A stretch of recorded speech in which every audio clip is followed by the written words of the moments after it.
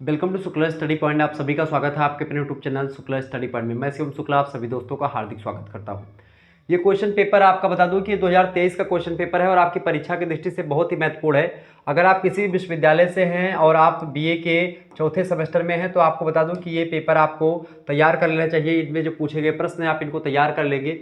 BA BSc BCom एक प्रकार से मेजर माइनर दोनों का पेपर है। सेमेस्टर 4 यानी कि चौथे सेमेस्टर में नेशनल एजुकेशन पॉलिसी के अंतर्गत जो पेपर हुए हैं 2022-23 के, उसका ये पेपर में है। लेकिन ये 2024 और 25 की परीक्षाओं के लिए बहुत ही महत्वपूर्ण होगा सभी विश्वविद्यालयों के लिए। मैंने देखा इस पेपर में बहुत सारे प्रश्न जो कि आपकी बार आ सकते हैं, तो मैंने कहा कि आपको बता दूं, ठीक है। तो इन प्रश्नों को आप तैयार कर लीजिएगा, इसीलिए मैं आपके समक्ष आया हूँ। हिंदी अनुवाद का ये पेपर है। हिंदी के 4th सेमेस्टर में आपको हिंदी अनुवाद पढ़ना पड़ता है। 3 घंटे का एक प्रकार से पेपर जो होता है उसके लिए बहुत ही महत्वपूर्ण है। बाकी अगर जिनका 2 घंटे का होता है उनके लिए भी महत्वपूर्ण होगा। प्रश्न उनमें कम आएंगे 2 घंटे वाले में, बस यही है, ठीक है।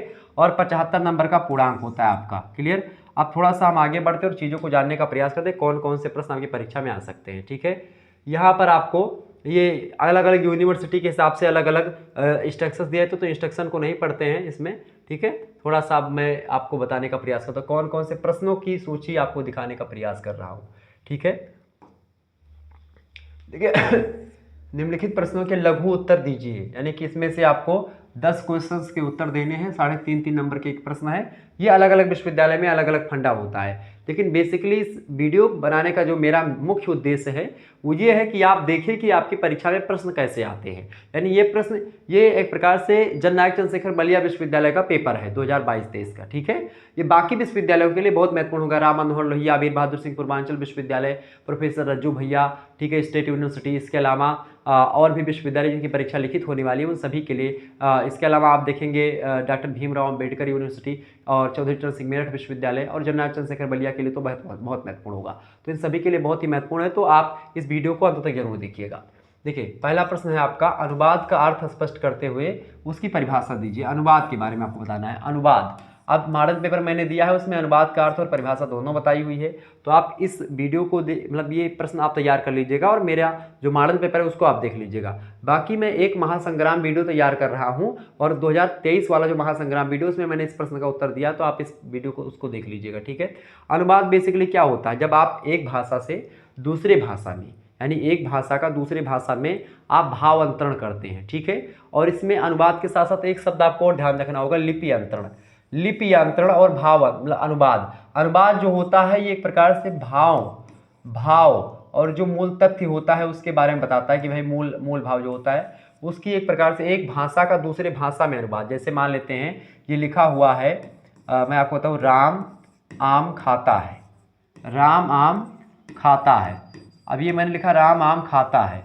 अब इसका लिपि अंतरण अगर करेंगे तो क्या होगा, अब इसका पहले मैं अनुवाद करता हूँ, तो अनुवाद इसका क्या होगा और लिपि अंतरण क्या होगा, दोनों आपको समझा रहा हूँ। अनुवाद इसका ये होगा, जैसे मान लेते हैं अंग्रेजी में हमको अनुवाद करना है, ठीक है। अब देखिए ये किस में लिखा, ये अनुवाद है आपका, ठीक है। तो ये हिंदी में लिखा हुआ है, ठीक है, ये हिंदी में लिखा हुआ है। इसकी भाषा कौन सी है, इसकी भाषा है भैया हिंदी, ठीक है। हमको अंग्रेजी में अनुवाद करना है और इसकी लिपि कौन सी है, देवनागरी, देवनागरी लिपि है। तो लिपि आप जानते होंगे, लिखने की जो प्रक्रिया होती है, लिखने की कला, वो लिपि कहलाती है, ठीक है। तो अनुवाद इसका हमको अंग्रेजी में मान लेते करना है। आप कैसे करेंगे, देखिए क्या लिखेंगे, राम, ठीक है, राम ईट्स मैंगो,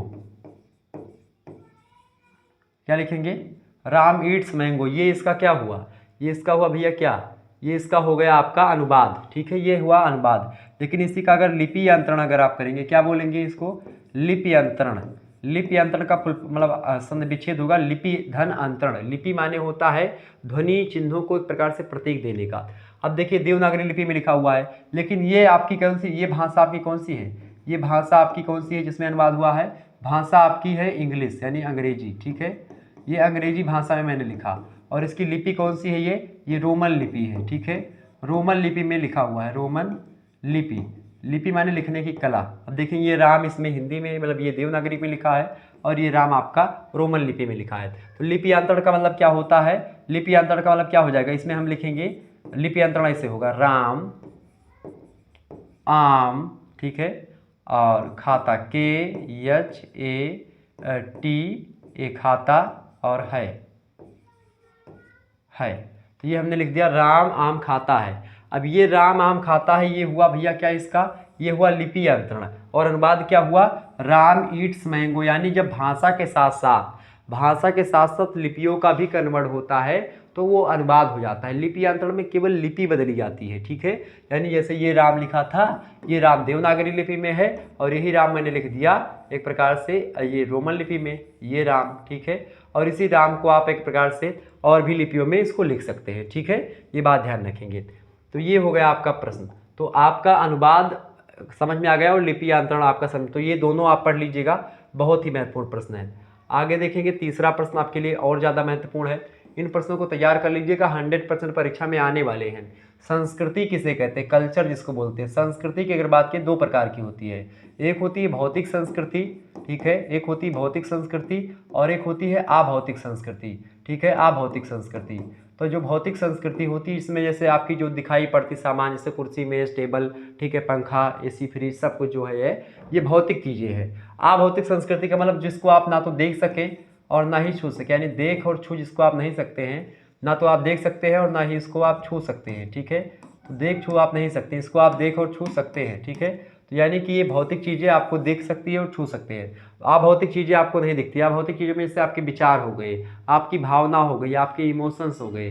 जैसे आप देखिए इमोशंस में प्यार, अब प्यार आपने देखा कि वो प्यार जा रहा है, प्यार का कलर कैसा होता है, प्यार करिया है या उज्जर है।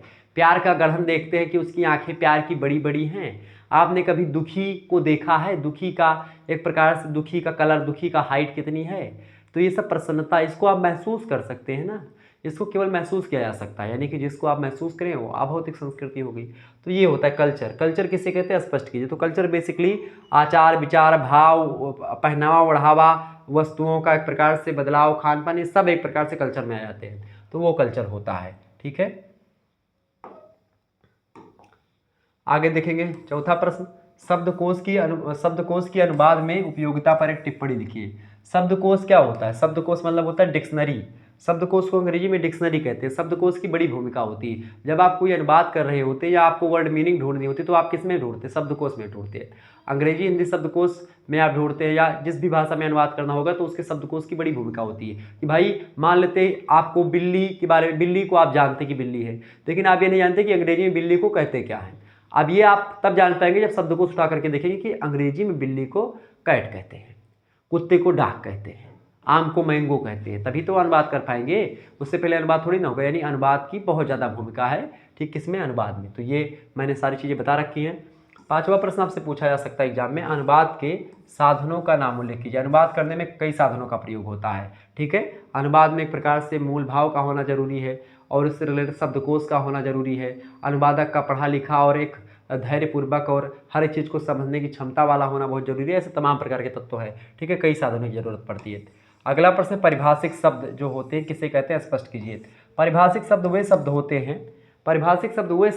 हैं जिनको एक प्रकार से जिनका अर्थ एक होता है, ठीक है, और जिनका अर्थ सीमित कर दिया जाता है। यानी कि और परिभाषिक शब्द जैसा दूसरा शब्द कोई नहीं होता। परिभाषिक शब्द बेसिकली अभिधातात्मक होते हैं, यानी अभिधा वाले होते हैं। अभिधा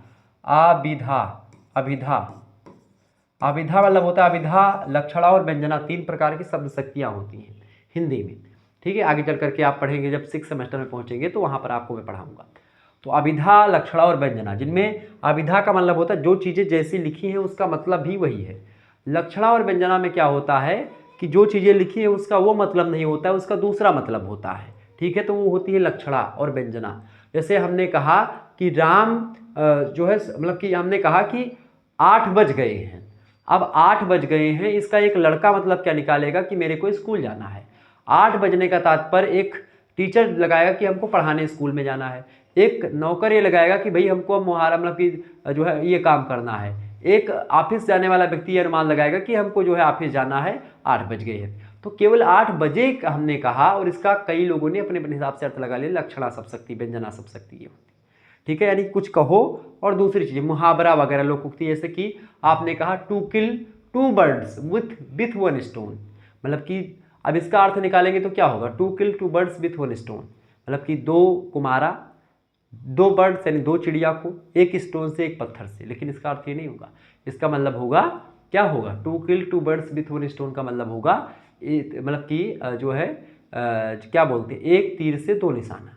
ठीक है, ऐसे ही breaking dog seldom bite. Breaking dog seldom bite का मतलब क्या होता है, यानी जो भौंकते हैं वो काटते नहीं है, जो गरजते हैं वो बरसते नहीं है।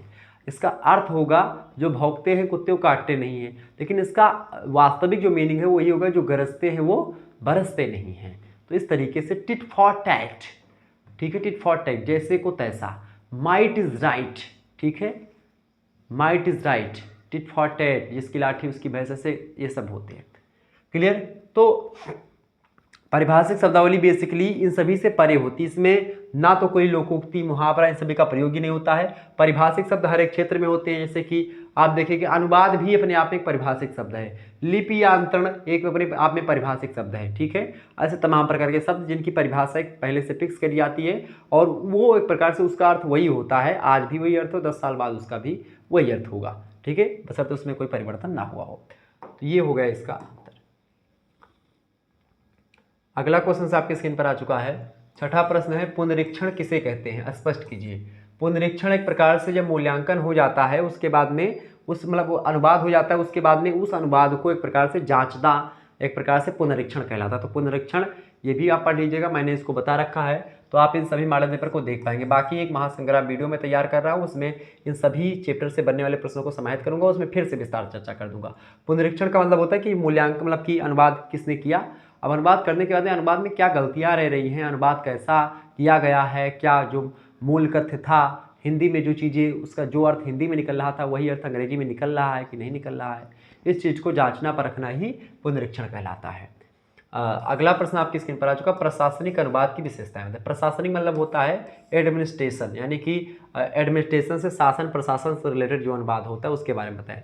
अब शासन प्रशासन में बहुत सारे अनुवाद होते हैं, अंग्रेजी में आप देखेंगे अनुवाद होता है और उसको मतलब अंग्रेजी में सारी चीज़ें लिखी जाती है, उसका हिंदी अनुवाद करके फिर उसकी प्रेस विज्ञप्ति वगैरह करी जाती है, यानी कि उसको प्रकाशित करवाया जाता है। ठीक है, चाहे वो सुप्रीम कोर्ट की आप बात कर लें, चाहे आप अन्य संसद भवन की बात कर लें या लोकसभा राज्यसभा, सभी में आप देखेंगे। तो ये प्रशासनिक अनुवाद हो गया प्रशासन के मामलों में।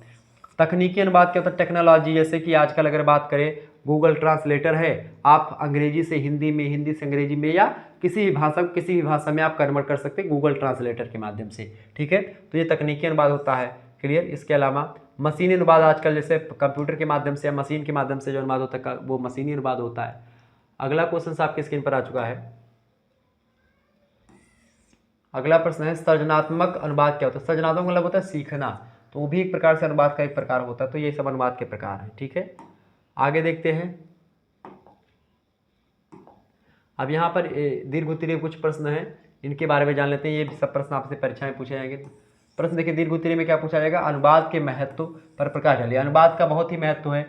आज आप जैसे कि तमाम प्रकार के भावों को, दुनिया के समस्त भाषाओं के विचारों को, दुनिया में क्या टैलेंट पल रहा है, उन सभी चीज़ों को आप कैसे जान पाते हैं, आप जान पाते हैं अनुवाद के माध्यम से। आप हर एक भाषा के अनुवाद के माध्यम से वहाँ की साहित्य, वहाँ की कल्चर और वहाँ से रिलेटेड जो खान पान, पहनावा, ओढ़ावा है, उन चीज़ों को जान पाते हैं अनुवाद के द्वारा। ठीक है, तो अनुवाद का बहुत महत्व है।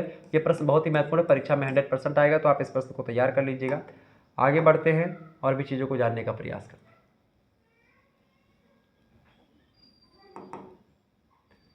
अथवा अगर वो प्रश्न आपको नहीं अच्छा लग रहा तो आप उसके स्थान पर ये भी प्रश्न कर सकते हैं, अनुवाद के गुण यानी कि अनुवाद की जो प्रॉपर्टीज होती हैं उसको बताएं और दायित्व का उल्लेख करें, यानी अनुवाद का क्या दायित्व है, क्या उत्तरदायित्व है समाज की दृष्टि से या अन्य दृष्टियों से, उसको बताएं। बहुत ही इंपॉर्टेंट प्रश्न है, परीक्षा की दृष्टि से इंपॉर्टेंट है ये भी प्रश्न, आप इसको भी तैयार कर लेंगे।